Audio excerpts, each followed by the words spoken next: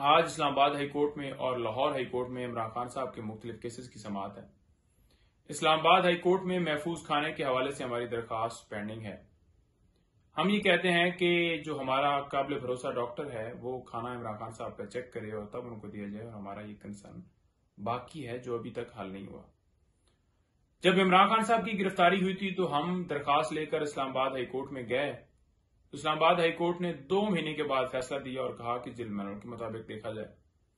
Jail manual के मुताबिक अगर जेल अथॉरिटीज ने देखना होता तो हमें हाई कोर्ट में क्यों आना पड़ता, लेकिन हुक्म के बावजूद देखा नहीं गया, दोबारा आना पड़ा।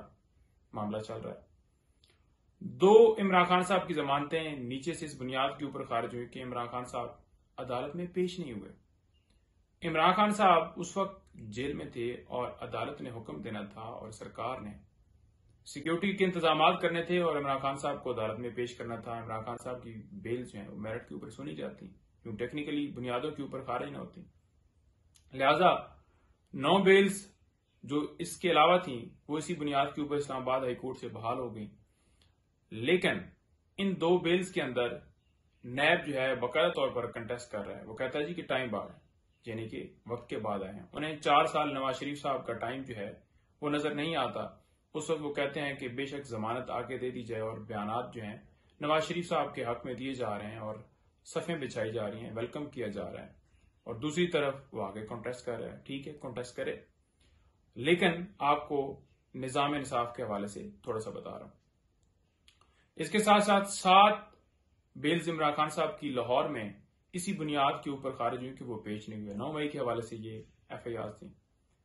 उनको हमने लाहौर हाई कोर्ट में चैलेंज किया और आज उस समात के लिए फिक्स थी, काज लिस्ट से उनको कैंसिल कर दिया गया। एक तरफ दुबई बैठे हुए बंदे को जमानत दे दी जाती है, अटॉर्नी के जरिए वो आता है और दरखास्त एक्सेप्ट कर ली जाती है। हमारे अटॉर्नी के जरिए हम देते हैं तो हमारी दरखास्त एक्सेप्ट नहीं होती। बायोमेट्रिक के लिए हमें कहा जाता है कि खान साहब खुद पेश हों, और दूसरी तरफ बायोमेट्रिक अमला जो है वो इस्लामाबाद हाई कोर्ट के हुक्म की रोशनी में एयरपोर्ट के ऊपर पहुंच जाता है।